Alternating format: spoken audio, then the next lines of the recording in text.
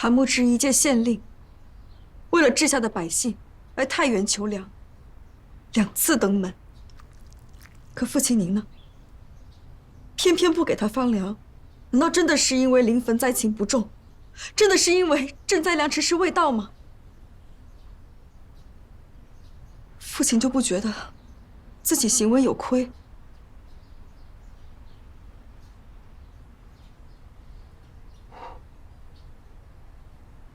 婉儿啊，韩牧之这个人本性难寻呐。哎，你看看这上边，字字句句都透的是不满，是耻于为伍。这样的人怎么能进我们刘家呢？你要是嫁给他之后，他能对你好吗？他不过是不愿意卷入官场的尔虞我诈罢了。我爱慕他，欣赏他的，正是他这种出淤泥而不染、濯清涟而不妖的秉性。倘若让我嫁给一个唯唯诺诺、只知溜须拍马、顺杆子往上爬的人，那女儿宁可终生不嫁。放肆！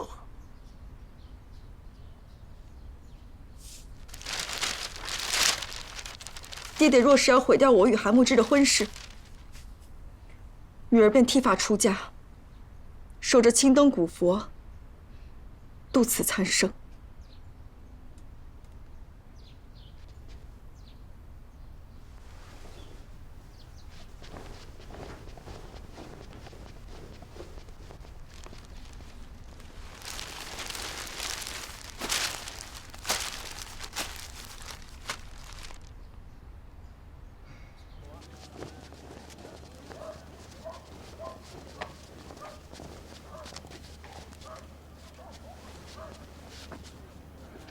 少爷，要不我先进去打探一下情报？不行，现在去试探，无异于自投罗网。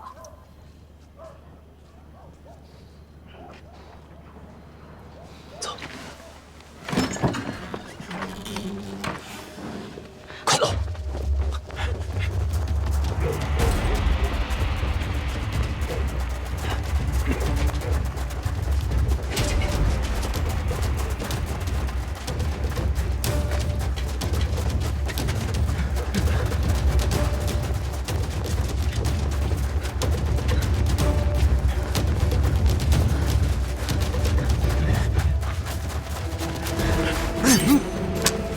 别说，让陆主先走。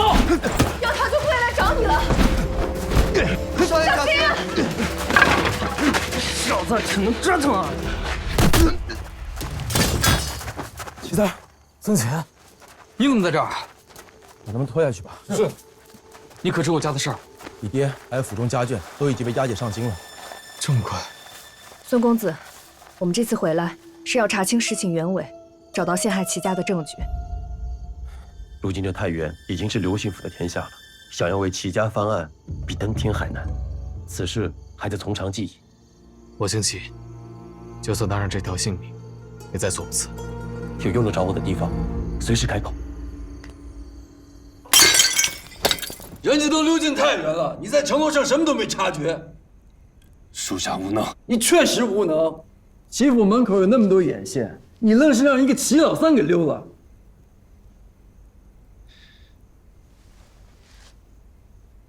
念及你跟我多年，这次就算了，我再给你一次机会。要是这次再办砸了，秦家的家法你是知道的。属下明白。下去。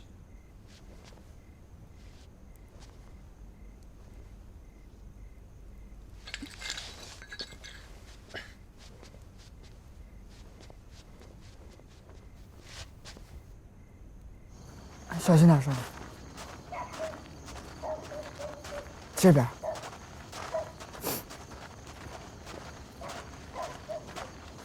这边，少爷。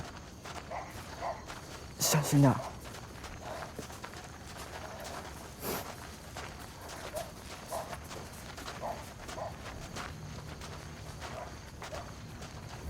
就在那儿。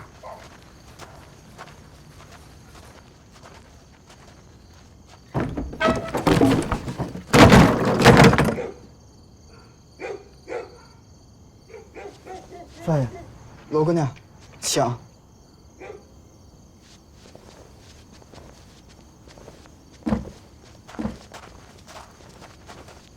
在这边。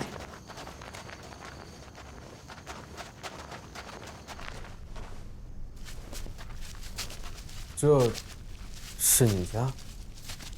啊，你不是很小就在我家了吗？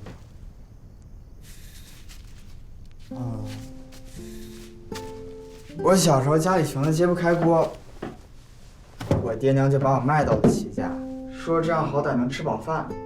后来没过几年，我父母就亡故了。我都没有关心过你的家人啊。嗨，没事了，都过去了。啊，少爷，这房子荒废了好多年，这里肯定没有人知道，就是让少你住在这里，苦了你了。我现在都这样了，你还陪我颠沛流离，不离不弃，还为着护着我遭人毒打。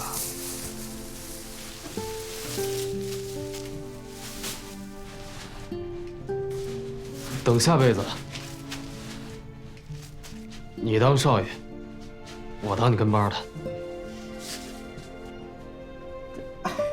少爷，你快饶了我吧！你这拽文拽的肉麻死了，我鸡皮疙瘩都起一身。有个落脚的地方已经很好了。那我们明早再采买些用品回来。哎，别点蜡烛，这个地方久不住人，突然有了灯火，容易引人注意。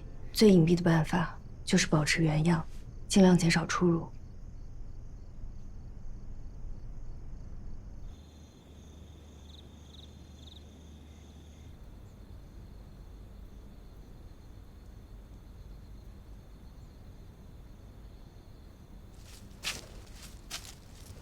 在想什么？我在想，他们究竟是从何入手的？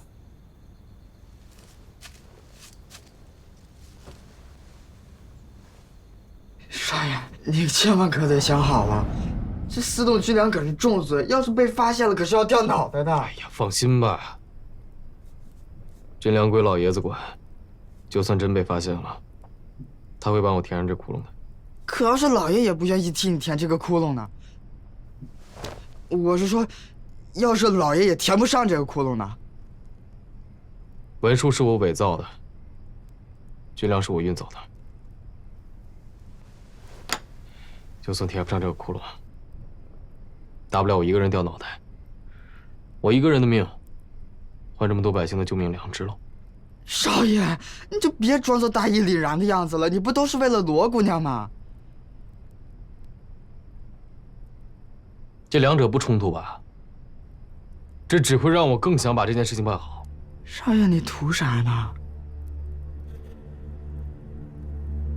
图心安。虽然我当这个千户时间也不长，但也算是见过民间疾苦了。现在乡亲们有难，我怎么能袖手旁观呢？更何况，我已经和罗叔发誓相守终生，绝不可能让他再孤军奋战了。少爷，你真傻。傻人有傻福，快去，把运粮的马车、船只都准备好。是。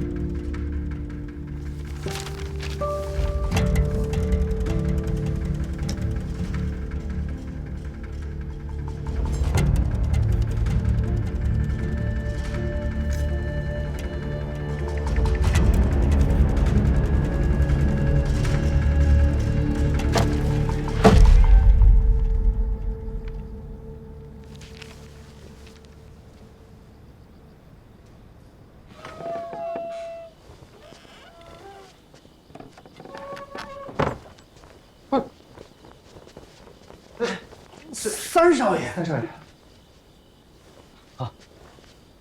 你们怎么来了？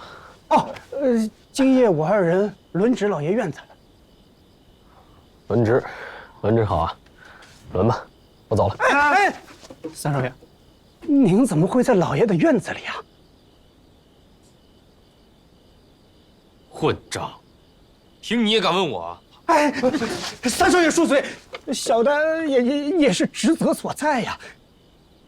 我来看望我爹不行吗？可是老爷吩咐过，没他的命令，谁都不能进入书房啊。什么意思啊？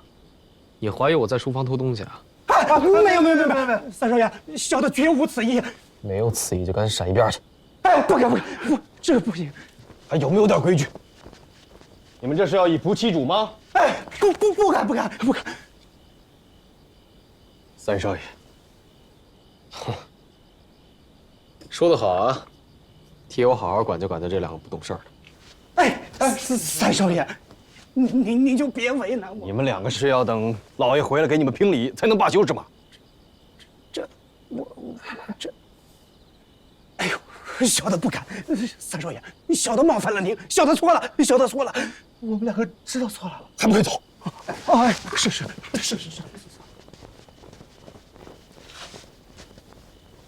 三少爷，您有事儿？我能有什么事儿啊？哦，对了，二哥呢？怎么没见二哥和你一起啊？啊，二少爷今日有要事。有要事？何事啊？这小的不知，要不等二少爷回来，您亲自问问他。啊，不用了。哦，若是我爹和二哥问起我来，就说今日没见过我。是，三少爷。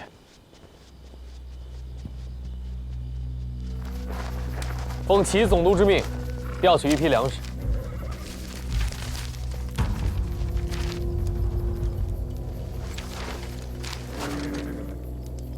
你是何人？齐总督三公子，齐梦林。公子请。慢！哎呀，你怎么回事啊？这是公差，总督大人怎么会派遣三公子来调粮啊？更何况这份文书也并非总督大人的手书啊！你认识总督的字迹？我当过总督大人的亲随。哎呀，那你怎么会不认识三公子呢？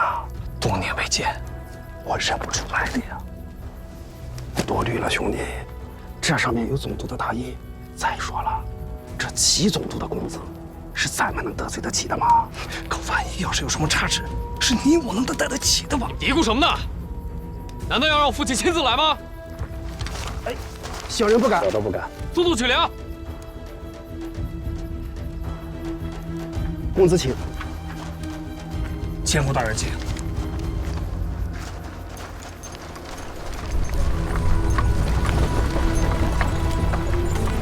小心点啊！别漏了。快！快走2步，来，加把劲儿，快！你小心点，加把劲儿。现在看来，从伪造调粮文书将粮食运上船，我一共接触过4个人：连叔、连启、梁仓吏，还有那个刁难我的百户。除了连叔之外，就只剩连启、梁仓吏、百户这3个人了。连启和梁仓吏的嫌疑最大。何以见得？以你的身份调粮，本就不合规矩。那个百户不过是恪尽职守，合理盘问罢了。可梁仓吏为何要帮你说话？难道仅仅是为了讨好你吗？谄媚之人，逢迎讨好也不是不可能。可与石梁宗嘴相比，没人请讨好你根本得不偿失。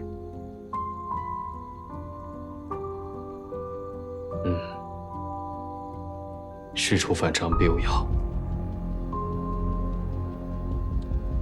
你私动军粮，紧接着粮仓被烧，这明显都是有人算计好的。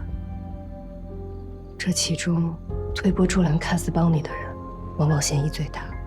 而像连叔，还有那个百户，要么是真心实意劝你，对你好的自己人，要么是恪尽职守，没有私心的局外人。至于那个连旗，连旗，连旗是我二哥的人，就如同我和连叔这般，他不可能的。正因为他是你二哥的人，他为何偏偏在这个时候出现在你爹书房门口？或许是路过，或许我二哥让他去办什么事情。总之，连旗是靠得住的。但愿。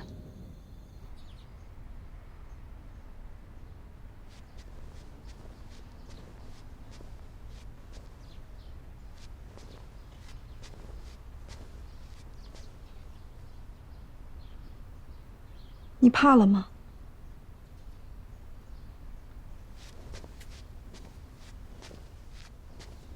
难道当真要做一个只会逃避的懦夫吗？我只是不想同流合污。你是认为，只要你辞官挂印，当一个闲云野鹤的教书先生，就可以不同流合污，就能自诩清高？不然呢？从今以后为你父亲马首是瞻，做一个一辈子任人摆布的棋子？当然不是。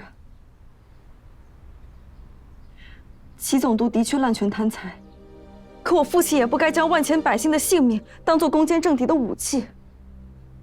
他此番行事，令我愤慨，令我不齿。我只恨我自己是女子，我无法左右他的决定。可是韩慕之，我做不到的，你却可以。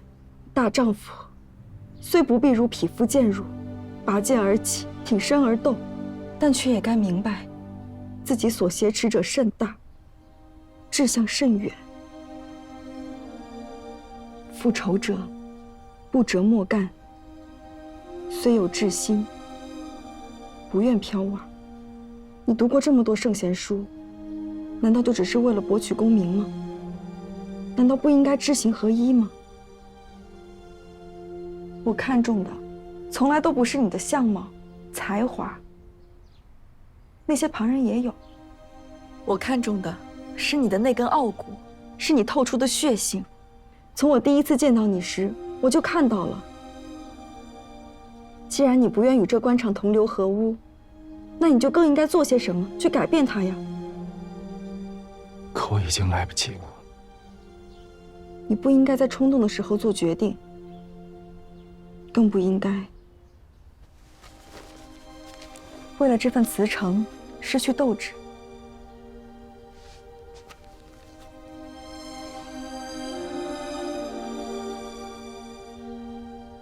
当初选中我的，到底是刘巡抚，还是你？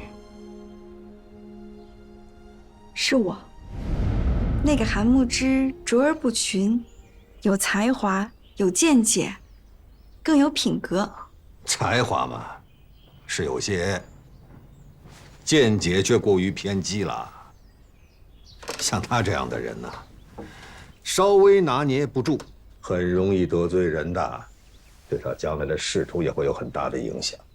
女儿倒认为，以韩慕之的品性和才能，以后肯定前途无量。你懂什么？官场之事微妙得很，稍有不慎就一蹶难振呐。那不是有爹爹吗？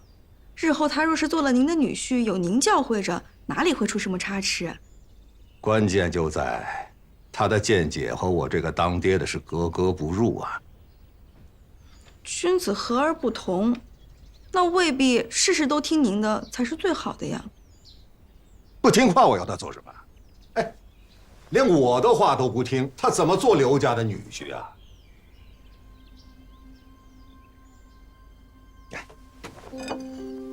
吃盘葡萄啊！哎，吃盘葡萄，好好想想，咱们换一个啊！父亲，您之前可是答应过的，这次选婿全都听女儿的。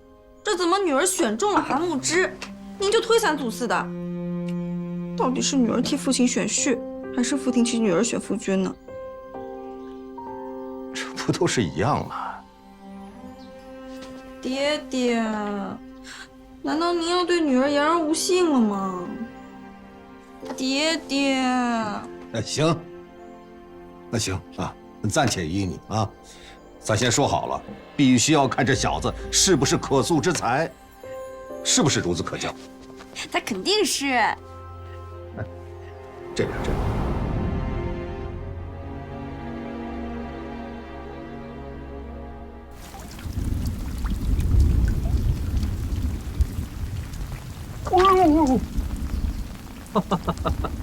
差一点啊，就差一点点呐。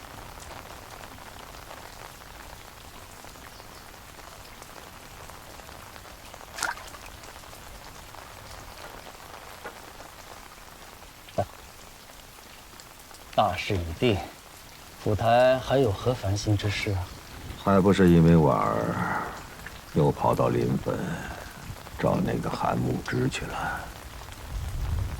女儿大了，我看府台您呐，还是趁早把她的婚事办了。您也省心呐，你说是吧？这个韩慕之啊，茅坑里的石头啊。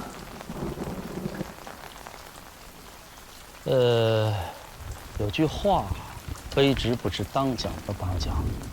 若说出来吧，怕有挑拨您与韩故友之嫌。讲吧。卑职听闻，前次秦义的人在临汾没有抓到齐家老三，大概是因为韩慕之暗中维护。据说韩慕之和齐梦玲私交甚笃。先是跑到太原，3番5次的向我要粮，不识大体吧？又把慈城递到了知府，任性妄为吧？如今又和齐家过从甚密，这桩桩件件都是在打我的脸呐！难呐！哎，添堵哦！恕卑职多嘴。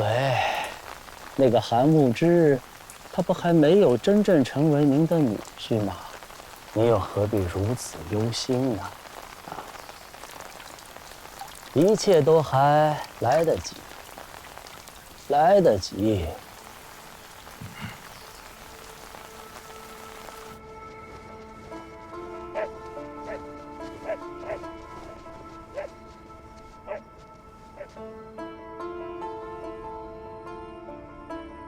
一场大火，什么证据都烧没了。看来，只能从那个粮仓里入手了。走。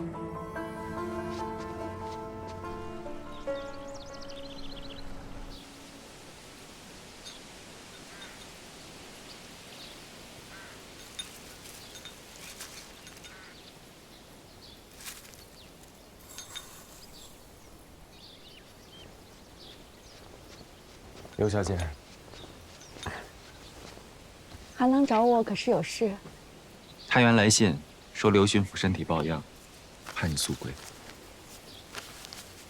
爹爹向来身体康健，怎么我刚离府几日，身体就突然抱恙了？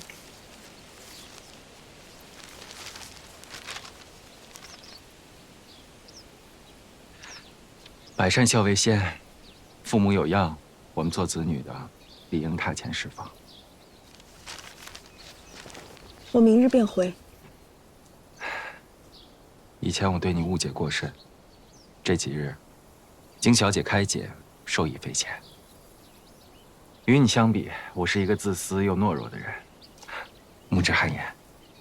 韩郎切莫妄自菲薄，人生本来就没有坦途，纵使心之所向，高洁无瑕，道路也必然泥泞坎坷。更何况，你所选的是一条旁人不敢走的道路。我只恨自己是女子，只能与你几句言语上的宽慰，却不能实实在在与你同行。你只需保住本心便可，我全都明白。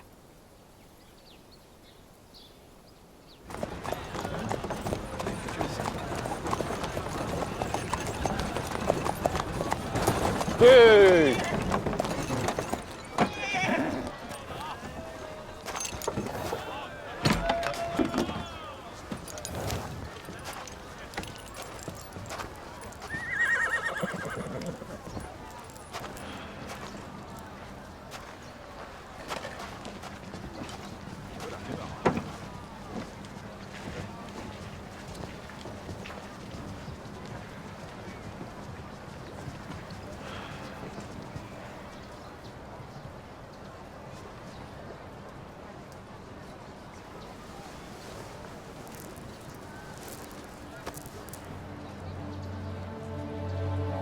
这个是我亲手做的香囊，我在里面放了几味药材，可以安神助眠的。韩郎，你近日心事繁重，不妨试试。如此，谢谢姑娘。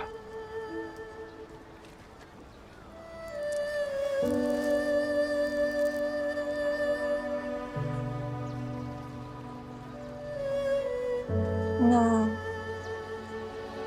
就此别过了。后会有期。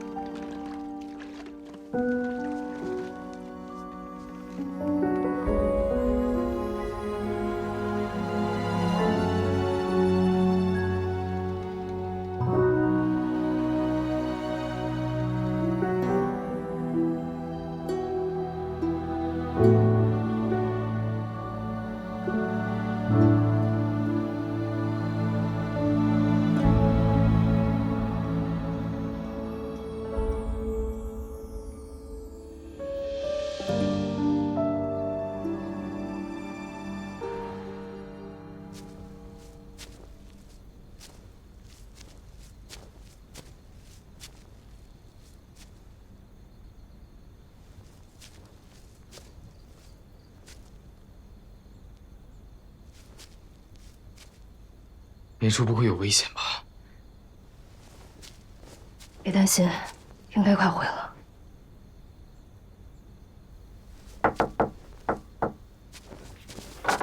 是林叔，少爷，如何？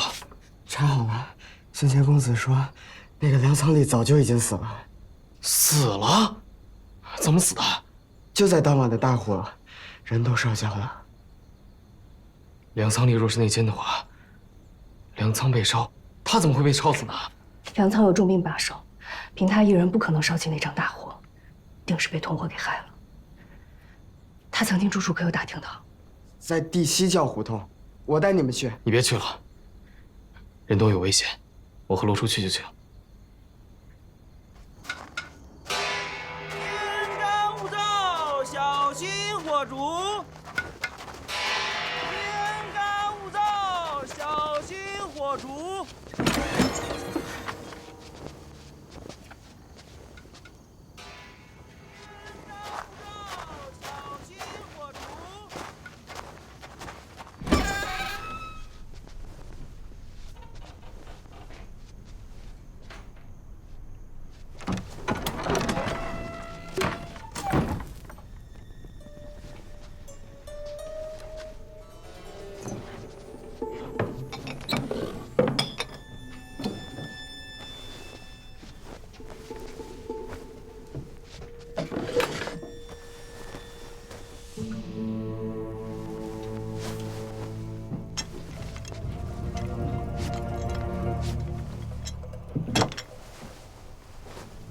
快看，这些都是崭新的，一个粮仓里1年的俸禄都没这么多，银子越多，风险越大。把命都搭上了。这是刚才在柜子里找到的，玉春、如烟，像是2个姑娘的名字。不对，玉春应该是玉春楼，太原最有名的乐坊。所以是玉春楼的如烟姑娘。如烟姑娘，会不会是这个粮仓里的相好？她会不会知道什么？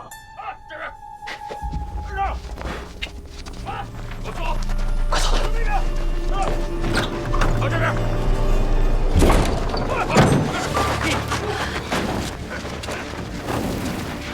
别动！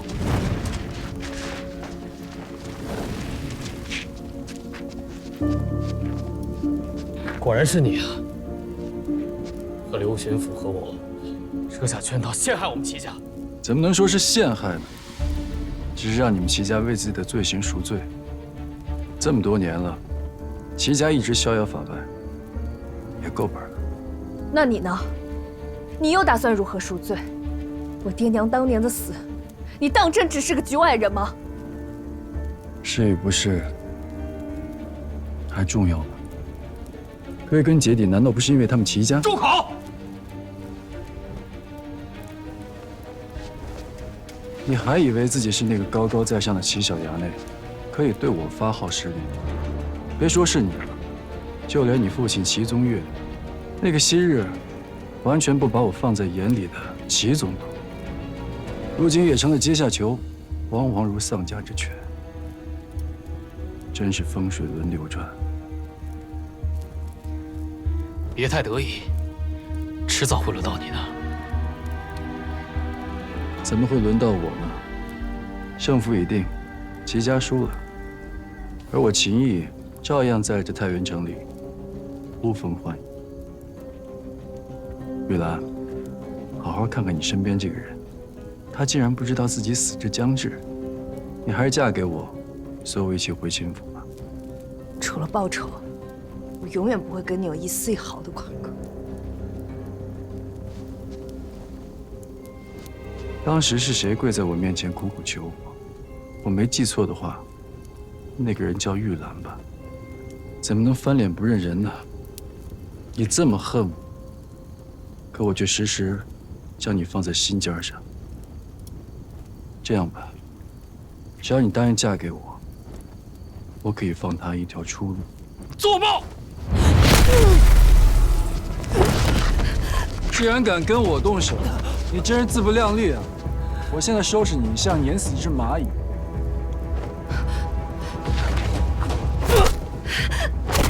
住手！我让你住手！金毅，住手！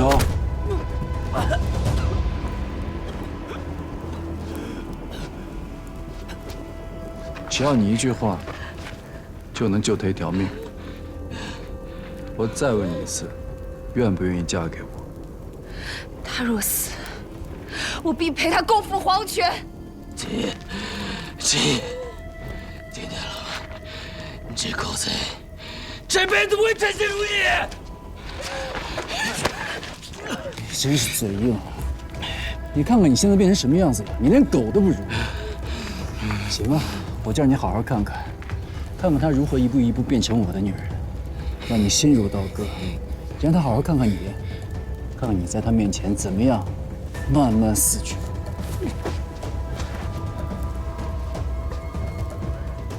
给我打！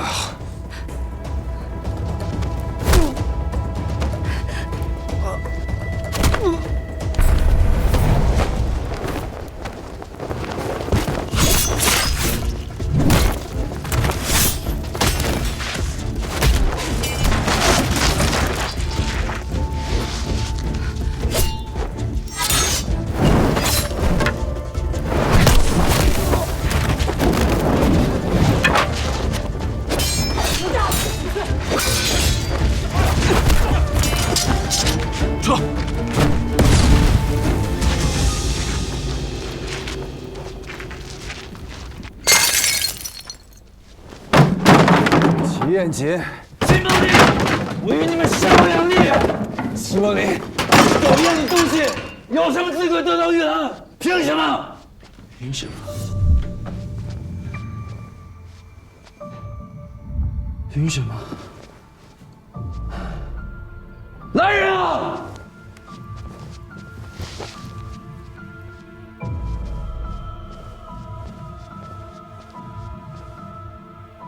老爷，把他们几个叫进来。是。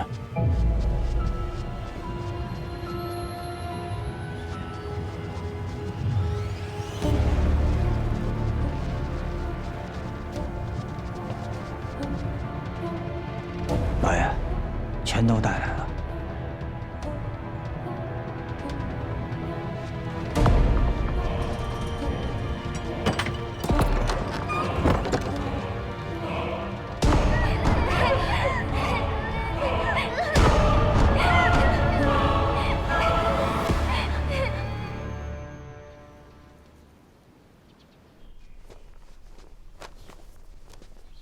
父亲。哦，婉儿回来了。爹爹信中说身体抱恙，可有好些？啊，好多了。你看，女儿一来，当爹的痊愈。那便好，也不枉女儿收到家书便一刻不停地赶回来。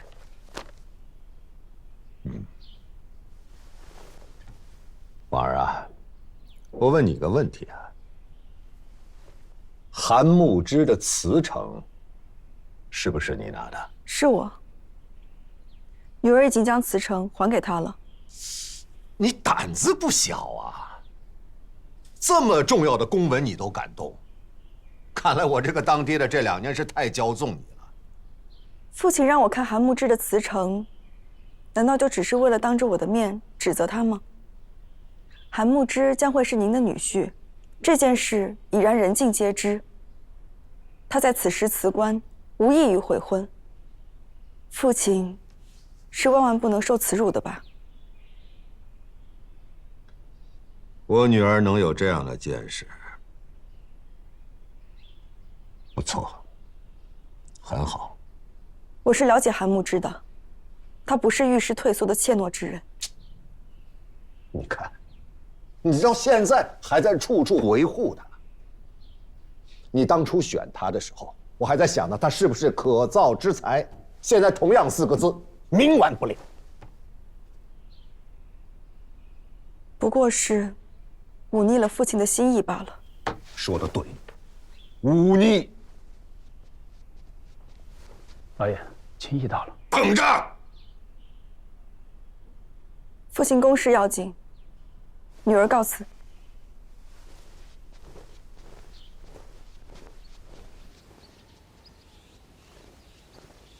在下秦毅，见过刘小姐。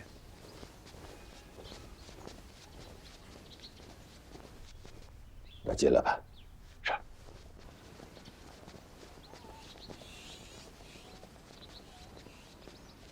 请。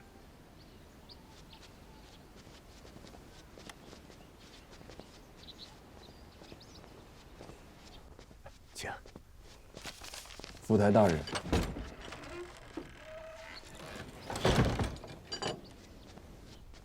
不知府台大人唤小人来，有何吩咐？人抓到了吗？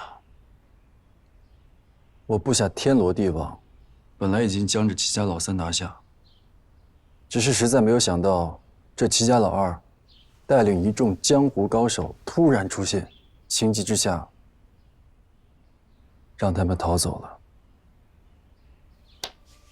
哎，我在想啊，我是不是高估你了？府台大人，您放心，落网之鱼只是垂死挣扎。小人在太原城内耳目众多，一定尽快将其拿获。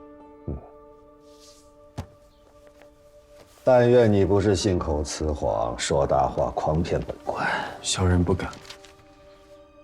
秦毅啊，你要知道，我这巡抚衙门里，可是有好多的官兵，都在等着立功的机会呢。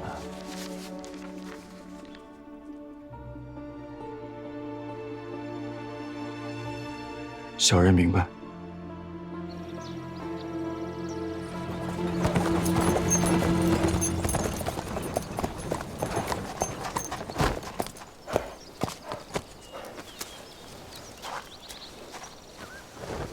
到了，慢点。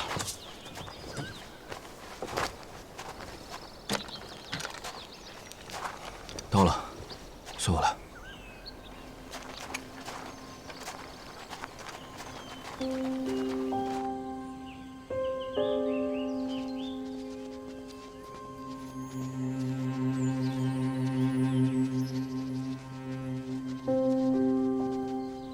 这是哪儿啊？天龙山。别人只知道我炼丹修道，却不知我是佛道双修。这里很安全，一会儿你们就在这间屋子，好好休息一下。二哥，这一切究竟怎么回事啊？他去过的道观，与他有过交集的江湖门派，我都一一查过了，但仍然是毫无行踪啊。一个人不可能凭空的消失的。他平时有什么喜欢说的话和行为习惯吗？言语行，哦，他常挂嘴边一句诗，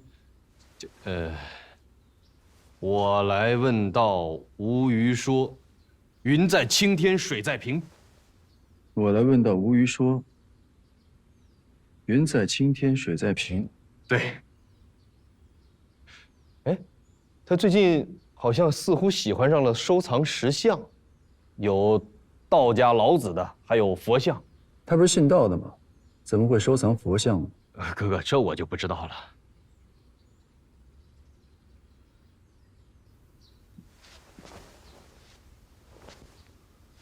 云在青天水在平。佛像。天龙山。天龙山。天龙山是有名的佛山，山上有很多洞窟石像。旁边还有座道山，叫龙山。难怪找不到他，原来他是躲在佛山中掩人耳目啊。这一切都是刘巡抚和秦毅对齐家下的圈套。起先秦毅向我献计，说烧掉刘巡抚掌管的赈灾粮，令他罪责难逃，借此机会扳倒他。我虽怀疑过秦毅，但无奈此时父亲在朝廷上备受打压，齐家需要这个翻身的机会。我与父亲商议过后，便决定将计就计。可没想到，这赈灾粮只是他们声东击西的手段，他们的目的是令你偷调走2船军粮，再烧毁粮仓。待父亲赶到之时，一切都晚了。而那2船粮食也被他们换成了稻皮。刘一清一党上折参奏父亲，说父亲监守自盗，倒卖军粮，为了掩盖罪责，故意放火烧掉粮仓。我们查到，当日值守的粮仓里很可能被收买。何止是粮仓里被收买，真正给齐家致命一击的人是林奇。林奇？果然是他。但是我在父亲书房伪造完调粮文书之后出来就碰到他了，我以为是你派他来看着我的。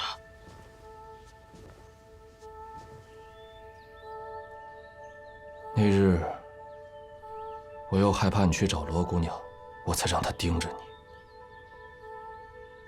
没成想，给她烧粮仓的机会。可是二哥，他跟了你这么多年，怎么会？这就是秦毅的可怕之处。很早就将这枚棋子安插到齐家。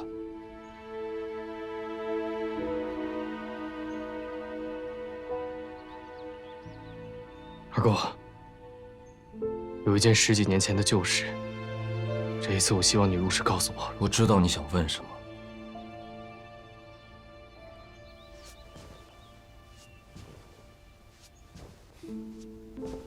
当年关于罗家的火灾，确实跟齐家有关。你不意外，想必秦毅已经对你说了什么，对吧？我不会轻信他的话，我只相信自己的判断。10几年前，父亲在太原做指挥佥事时结识了秦家，便开始利用职务之便，和秦家一起倒卖官粮，渐渐积累起了财富。但谁知此事却被一个看管粮仓的小吏发现。那个人便是我父亲。你的父亲过于耿直，竟要写信举报，但这封信却落到了我父亲的人手里。终究是个小人物，给些钱封口，往远处打发了就是。万不可妇人之仁，太原是我们的地盘，不能允许这种不知死活的人存在。只有死人才不会开口齐总督，我这干儿子秦毅说的有道理，那可是几条人命啊！这件事儿你交给我来做，保管天衣无缝。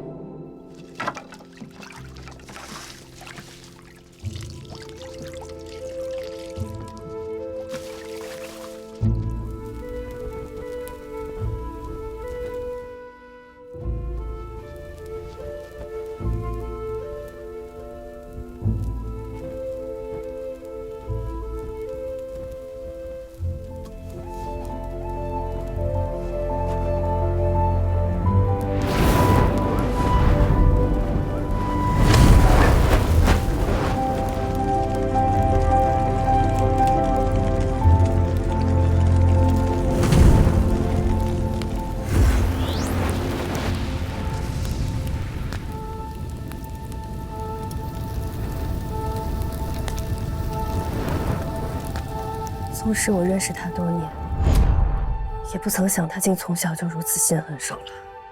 是啊，那时候他竟才14。他也正借助此举，彻底得到秦老爷的信任。那家出事后1年，家父便升迁入京，我们也举家搬迁。可这在山西的产业和与秦家的关系，需要有人来打理。父亲便让我留了下来。对外说我是一心修道，在山西拜了师，而此时秦毅已经成为秦老爷的心腹。我与他来往甚密，也更加知晓他的为人秉性、野心和手段。而没过几年，秦老爷突然暴毙，死得极是蹊跷。而秦毅也一举成了秦家的家主。后来呢？后来他的野心越来越大，为了扩张，什么生意都敢染指。近几年，也违背朝廷禁令，暗中向关外倒卖盐铁。父亲命我再三规劝，而他却阳奉阴违。这长此以往，必会酿成大祸。父亲告知，让我与秦家断交。不料此举也刺激了秦毅，让他投靠了刘巡抚。便有了此次陷害我齐家的大戏。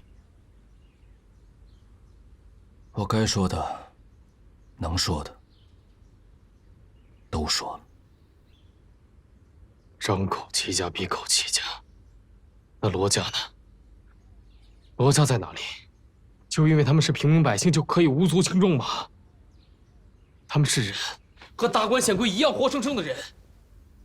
二哥，这么多年，究竟牺牲了多少这样的无辜百姓？你们官商勾结，中饱私囊，牺牲的是他们。现在你们反目成仇，争斗不休，牺牲的还是他们。为什么呀，二哥？我们走。三弟，你和罗姑娘去一个无人知晓的地方，过你们想要过的生活。但我不能。齐家的事还需要我，你就放心的去吧，为齐家留下一支血脉。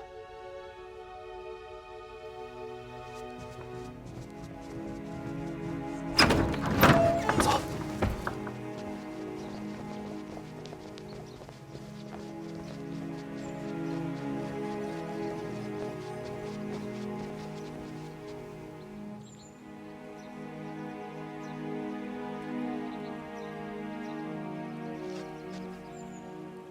我说对不起，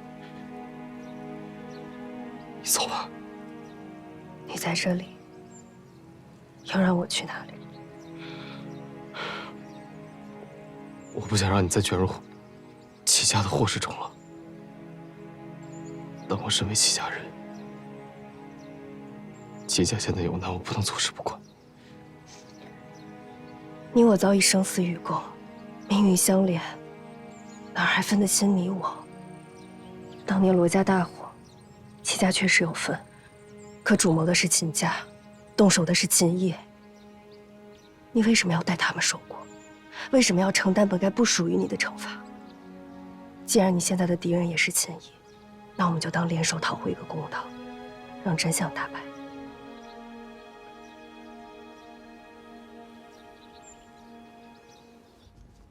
二哥，我跟罗初决定留下来。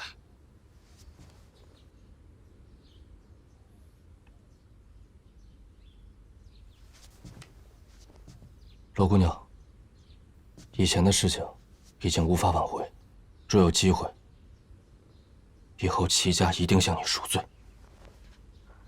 齐二哥，过去的事情以后再说，当务之急是要查清楚那些军粮的来龙去脉。只要找回了那些粮食，刘巡抚构陷齐家的罪名便可不攻自破。好，我们就说说这10车粮食的事儿。这10车粮食肯定是装了船的，但是到了临汾码头之后，众目睽睽之下全都成了盗品。只有一种可能，粮食在船行驶的途中被人调了包。我也这么觉得。从太原到临汾的水路经过好几个港口，从这些港口开始查起，定能找到线索。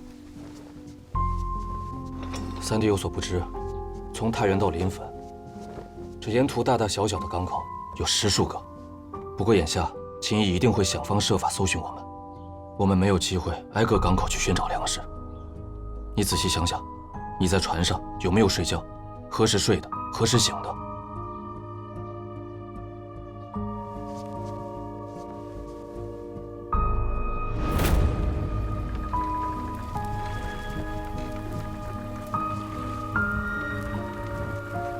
月脸朝东，是下弦月，应当是子时候。我记得，我当时站在船头上，一肚子心事，想着赶紧到临汾给百姓们发粮。但是突然之间，眼睛酸涩，难以睁开，困得要命。后来我一看连叔，连叔也是这样。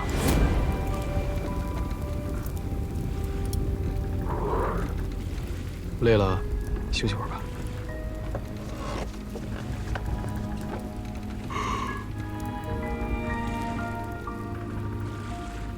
他们能偷梁换柱，船工当中一定有他们的人。你们突然觉得眼睛酸涩，难以睁开，困得要命，一定是那些火把有问题。火把有问题？你是说迷烟？我在画板里见过这个。可若是迷烟的话，为何他们没有事儿啊？傻弟弟，若他们能行此手段，定是提前服了解药了。你跟连叔是一路昏睡到临汾的吗？没有。醒的时候天才蒙蒙亮，东边刚泛起鱼肚白。那大约是寅时，中间足足有2个时辰。从太原到临汾的水路我熟悉。若是亥时起船，从子时到寅时，必定会路过这3个港口。其中最大的港口叫落沙港。落沙港，他们要在2个时辰内调包2船粮食，势必要招募很多人。而落沙港比其他2个港口的人都要多。好，我们这就去落沙港，把粮食找回来。以秦毅的谨慎，他怎么可能落下这么大的把柄，等着我们去查？万一他们也没准备好呢？对，哪怕只有一线希望，我们也要争取。好，我们去落沙港。陈公子，他们找来了，去守住大门。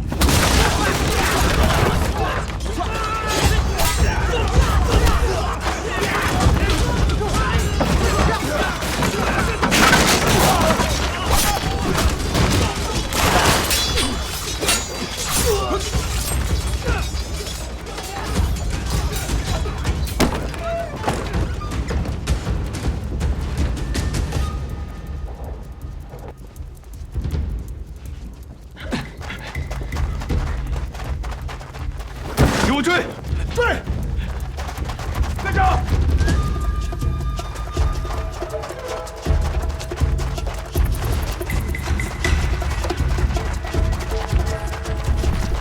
别跑！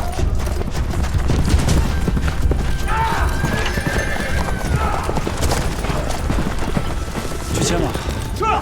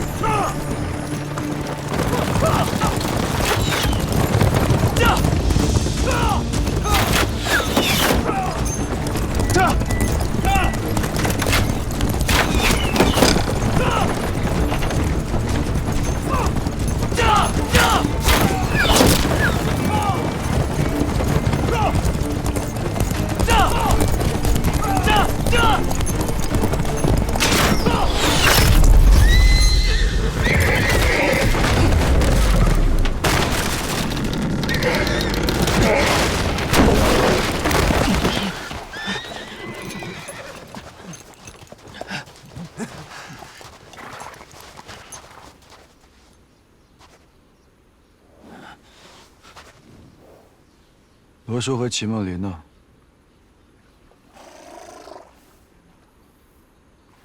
你永远也找不到他们。是吗？我不是找到你了吗？以我这么多年的交情，跑到哪儿，我都能找到你。他们也是一样的，从太原到乃至整个山西，都是我的耳目。你以为你能赢吗？我们齐家跟你合作多年，尚且将你弃如敝履。刘巡抚呢？他才认识你多久？你以为他会对你以诚相待？凭什么？就凭你帮他做了一些见不得人的脏活，纳了投名状？别做梦了！他刘一清的野心比我父亲大多了，他的心会更黑。我们齐家好歹愿意与你好聚好散，他可不会那么仁义。你别忘了，你是背叛了齐家，才投靠的他。你会相信他会傻到将一个叛徒纳为自己心腹？别自欺欺人了。叶锦兄，还真是心善呀。这都什么时候了，还在为兄弟我着想。你爹齐宗岳被押解京城，死罪难逃，不是更应该花一些时间为他着想？当然了，你逃窜了这么长的时间，一定是在为齐家争取苟延残喘的机会。但我劝你省省吧，白日做梦。齐总督一生都偏爱他另外2个嫡子，第一个庶出的，这是何苦呢？不如这样，你告诉我罗叔和齐梦林的所在，看在多年的情分上，我或可给你一条生路。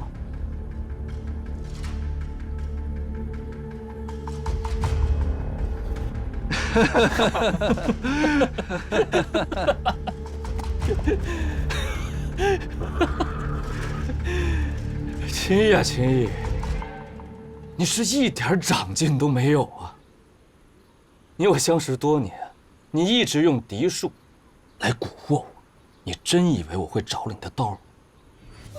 名分这个东西，应该是你最在意的。齐彦吉，一个靠手段在女人堆里争风吃醋的面首，怎么会懂得父子之情、手足之义？也难怪，你就是一个靠出卖皮相在秦老爷面前摇尾乞怜的狗！断了兄弟较劲！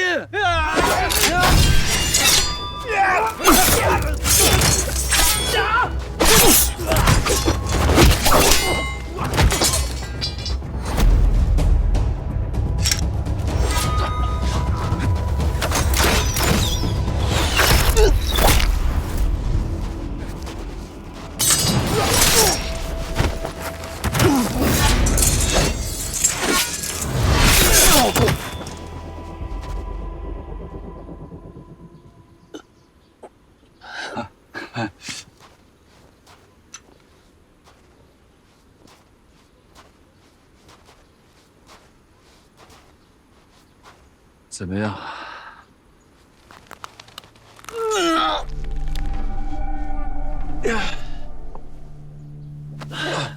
兄弟，我这手段不够麻利。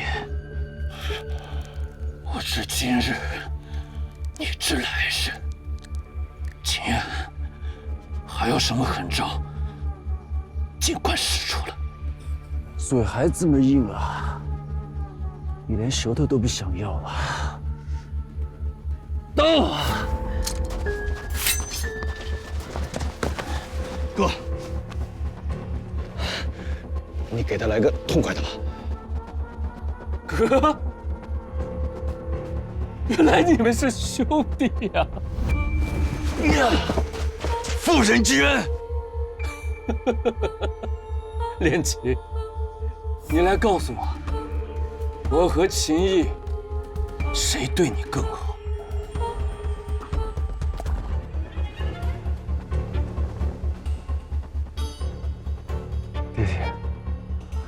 你过来，过来呀！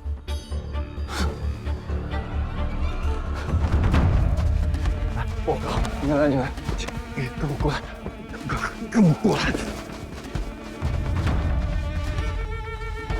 我是你亲哥哥，哥哥，现在教你做事。哥，收手吧，收手吧，收手！收！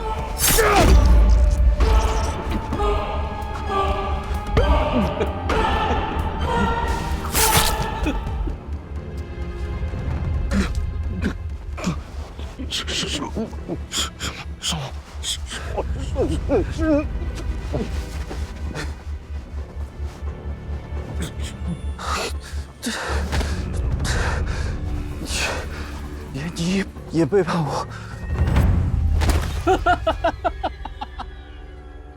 报应啊，这就是报应啊！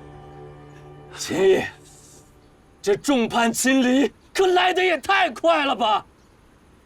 阴沟里的老鼠，就只配活在阴沟里。秦毅，我告诉你，我齐彦锦所拥有的，你这辈子都奢望不到。我秦毅想做什么就做什么，没人能阻止我。天王老子也不能。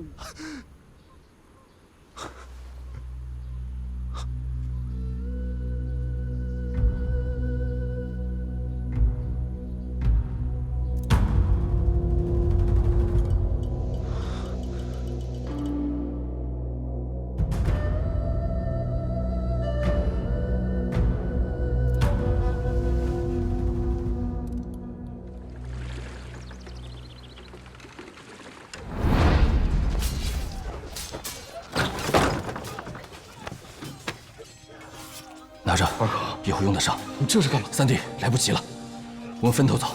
你们先去罗沙岗找证据。二哥，三弟，二哥有一身功夫，没事的。罗姑娘，先拜托你照顾好三弟。放心。走。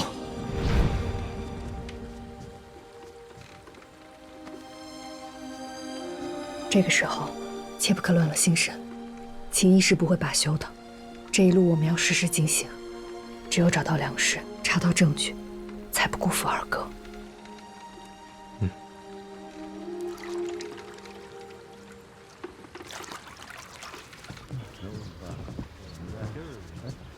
几位大哥，想向你们打听个事儿。10来天前，你们有没有看过2艘船在这卸过粮食？没有。怎么可能不知道呢？肯定有啊！你们再仔细想想。这码头先前大修来着，个把月没人了，前2天才刚刚开船，我们这好久没干活了。你们是干什么的？问这干嘛？我们是做买卖的，本来还以为在这能做上大买卖呢，没想到被人给诓了，这儿什么都没有。大哥，您可知道，这可还有其他的码头？有啊，这前前后5、6个码头呢。谢谢大哥。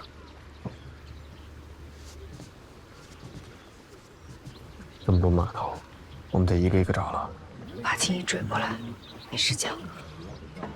两位请留步。你们是不是买粮食啊？你怎么知道的？嗨，我当然知道了。只不过嘛……钱没问题，不过你要如何证实你的消息是可靠的？你可别诓我们。我要骗你们，不得好死，天打五雷轰。现在骗子太多了，我们走。哎，谁骗你们？你们也不问清楚就走。他们几个都不清楚，你是怎么知道的？我当然知道了，我表弟没有银子，我是一个字都不会说的。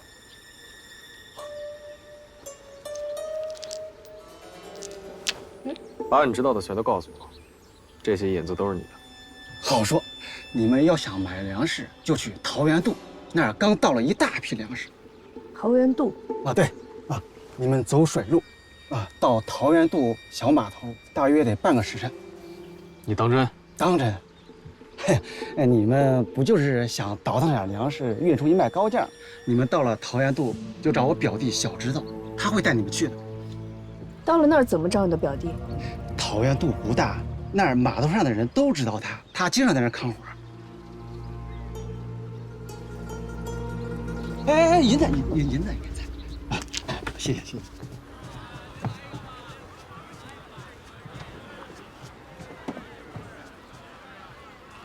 走。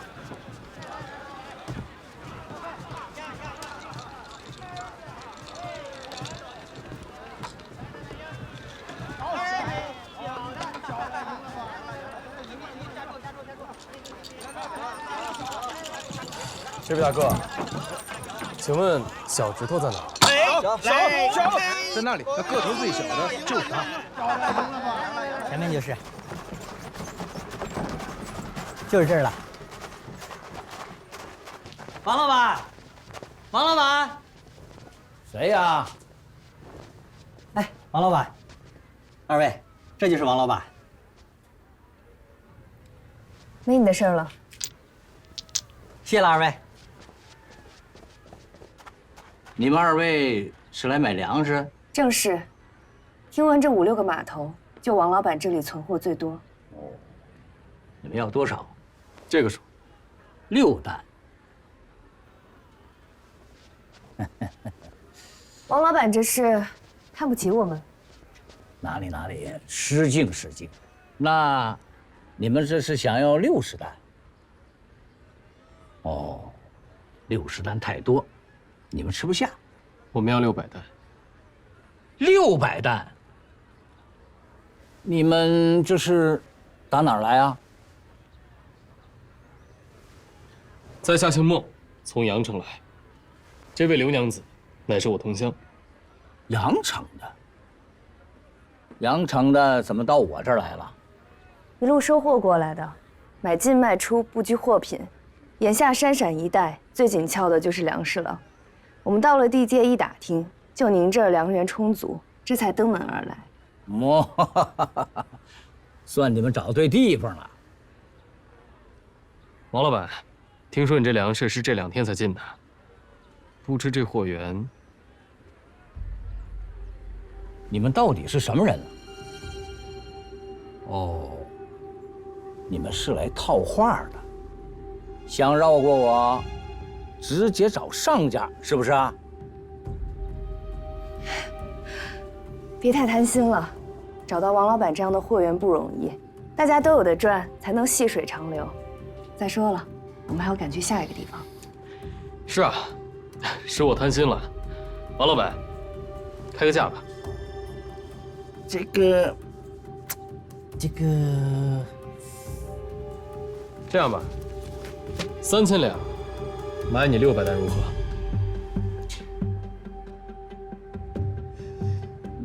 看来王老板是想再观望观望，卖个更高的价。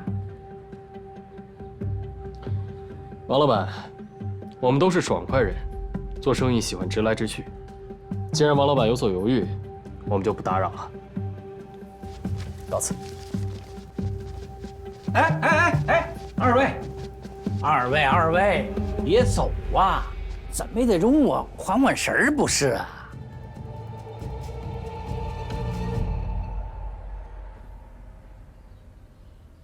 齐老三，你和玉兰会身在何处呢？临汾，太远，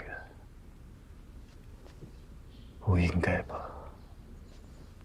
倔强的玉兰，愚蠢的齐老三，你们不会自顾自地逃走的。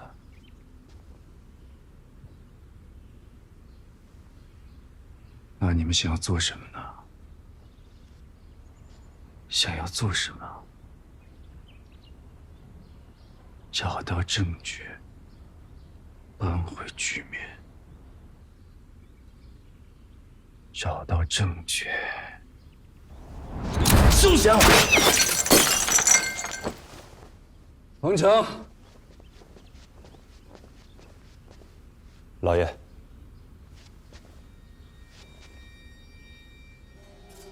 那2船粮食回了吗？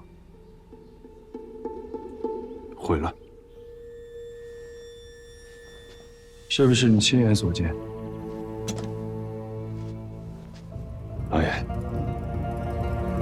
粮食调报内外，属下着急赶回，再三叮嘱了留守桃源都的马武，让他务必将粮食存回。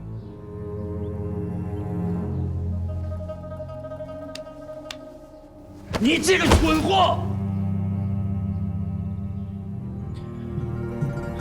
立即召集人手，我要亲自去桃源都。是。滚！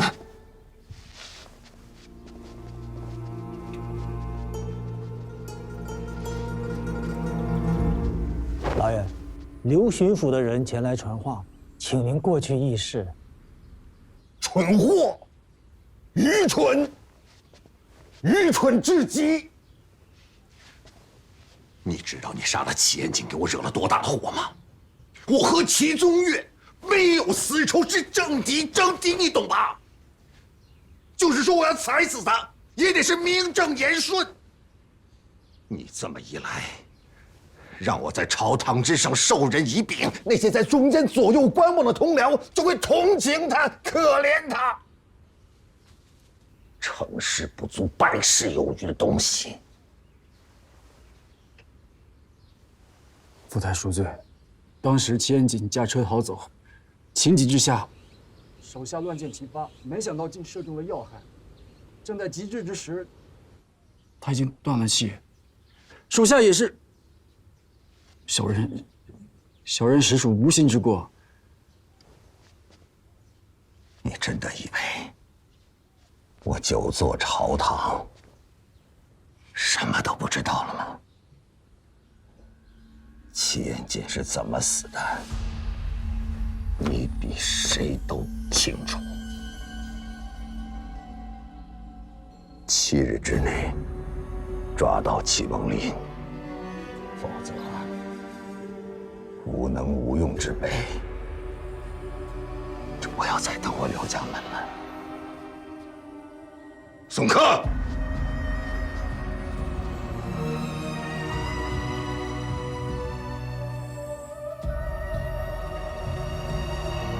小人明白。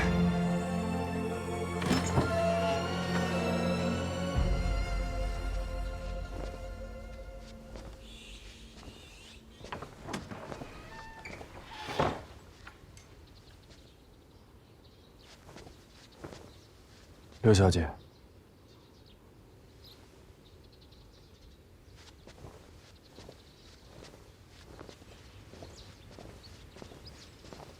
老爷，多久了？比老爷稍晚一些。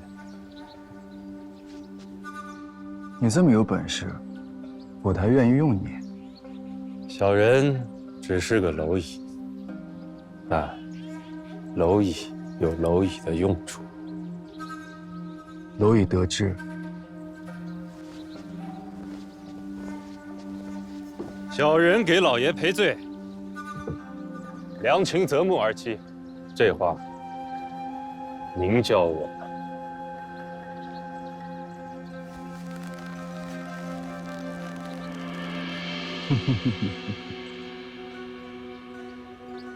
你学得好啊，非常好。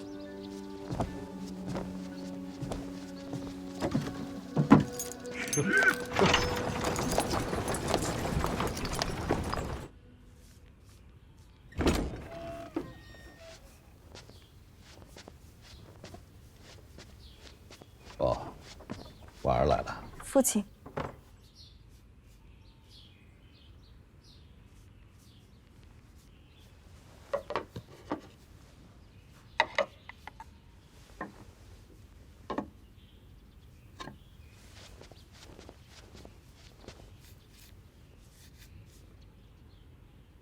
常见父亲写这4个字，想必对此感悟颇深吧？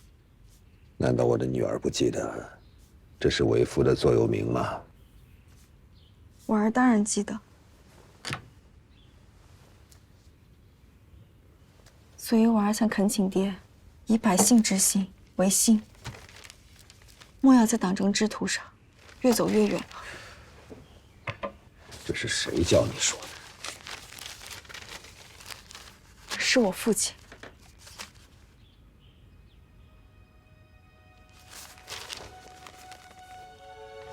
言乱语，越来越放肆了。您不记得了吗？是您教我从小读圣贤书，明圣人的道理。是您告诉我，您要为天地立心，为生民立命。那时候的父亲一身傲骨，可是现在呢？是，您的官越做越大了，可是您陌生的婉儿都已经不敢认您了。爹，不要再继续深陷泥潭不自知了。你要干什么？你要干什么？教训我！别忘了，我是你爹。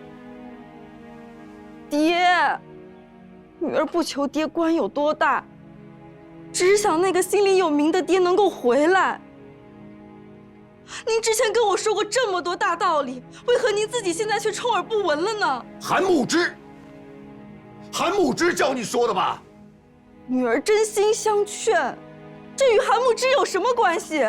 要不是你前一阵子去了他那儿，你又怎么会跑到我这儿说出这些悖逆之言？忘恩负义的东西，我给了他前程，把我心爱的女儿许配给他，不知感恩图报，还来蛊惑你和我作对是吧？没有人要蛊惑女儿，更没有人要与您作对啊！爹爹，婉儿求你了，不要再继续执迷不悟了。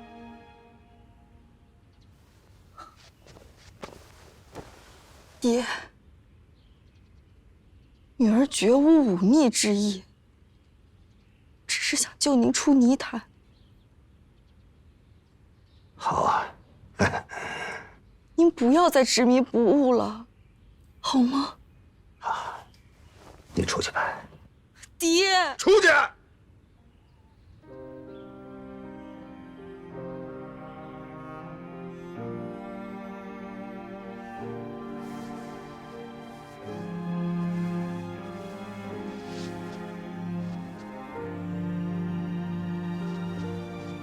我是不会让你嫁给韩慕之的，绝无可能。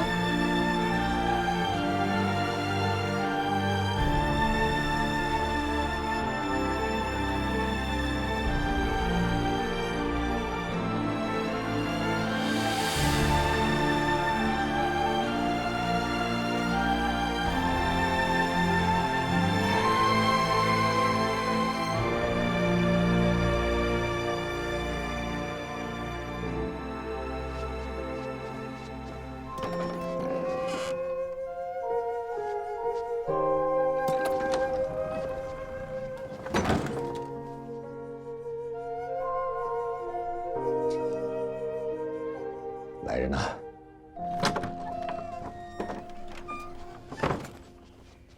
师父，有何吩咐？告诉赵大人，齐家的漏网之鱼不能再等了，让他联系都指挥使协商处理。是。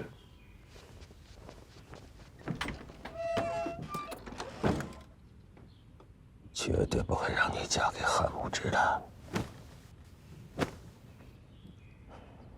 绝无可能。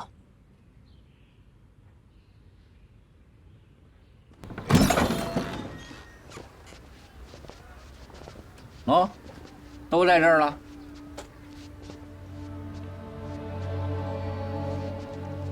二位老板，看看吧。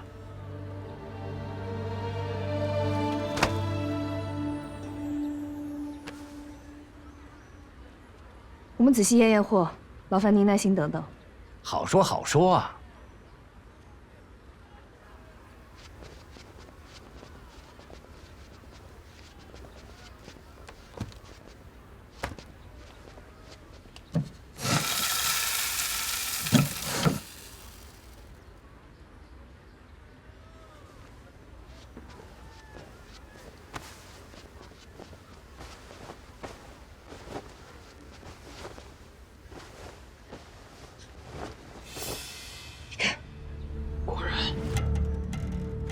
单凭一个麻袋也证明不了什么。就算证明不了什么，也不能把粮食留在这儿。不能让这些无良商家再搜刮百姓的血汗了。这些粮食本身就要送给百姓的，得还给他们。